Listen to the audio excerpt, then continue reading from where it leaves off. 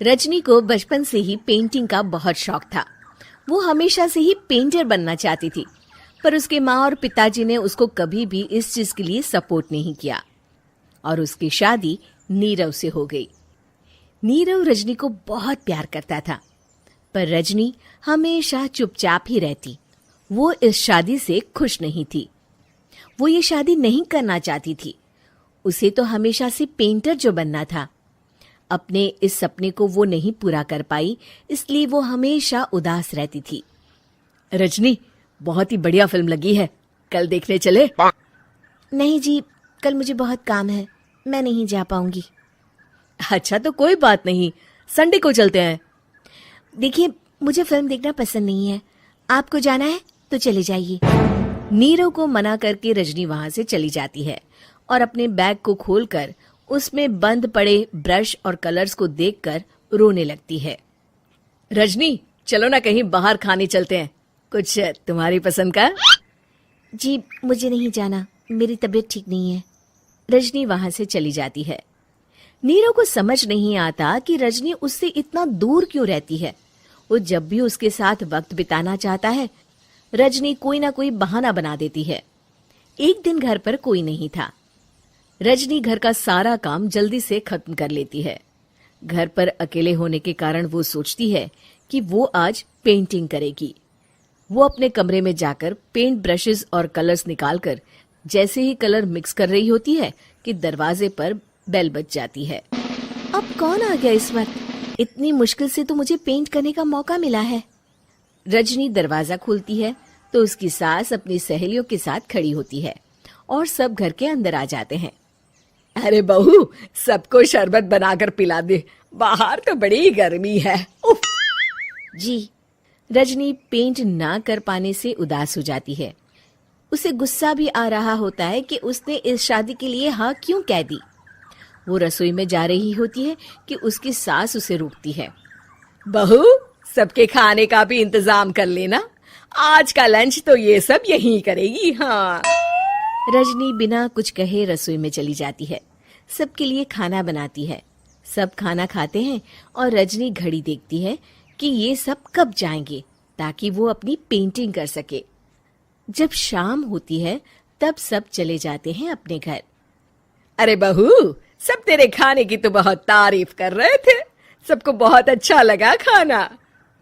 आपको मुझे सुबह बताना चाहिए था ना कि आपकी सहेलियां आ रही है। पता भी है कितना वक्त लगा सारा खाना बनाने में। अरे बहू, तू ऐसे कैसे बात कर रही है मुझसे? तो और कैसे बात करूं? मैं इस घर की कोई नौकरानी नहीं हूं कि इतना काम करूंगी। रजनी अपने कमरे में जाकर दरवाजा बंद कर लेती है। शाम को जब नीरव आता है तो उसकी माँ उसे पूरी घटना के बारे में बताती है। क्या रजनी ने आपसे इस तरह बात की माँ? हाँ, और पता नहीं उसे क्या हो गया है, शाम से बाहर भी नहीं आई है। मैंने तो कई बार आवाज दी, खाना भी नहीं खाया उसने। तू ही बात करके देख ले बेटा। नीरव अपने कमरे का दरवाजा खटखटाता है। रजनी, दरवाजा खोलो, मैं हूं। रजनी दरवाजा खोलती है और फिर वापस जाकर अपने बिस्तर पर लेट जाती है। रजनी, माँ से बात करने का ये क्या तरीका है? मैंने कोई गलत बात नहीं की है। अरे तुम क्यों ऐसे बर्ताव कर रही हो सबके साथ? क्या तुम इस शादी से खुश नहीं हो? रजनी कुछ नहीं बोलती। अरे बताओ मुझे रजनी, क्या ये शादी तुम्हारी मर्जी के खिलाफ हुई है? हाँ, मैं ये शादी कभी नहीं करना चाहती थी। तुमसे क्या, मैं किसी से भी शादी नहीं करना चाहती थी। रजनी रोने लगती है। चुप हो जाओ रजनी, बताओ मुझे, तुम क्यों नहीं करना चाहती थी शादी? रजनी बेड के नीचे से अपने पेंटिंग्स, कलर्स, ब्रश, पेपर्स निकालती है। इतने में उसकी सास भी कमरे में आ जाती है। ये देख रहे हो, ये थे मेरे सपने। मैं पेंटर बनना चाहती थी, पर माँ पापा ने कभी सपोर्ट नहीं किया और मेरी शादी करवा दी। मेरे सारे सपने टूट गए। हर वक्त बस गुस्सा आता रहता है मुझे।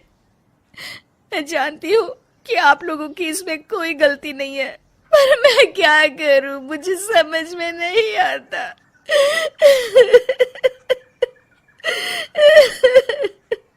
रजनी फूट फूट कर रोने लगती है।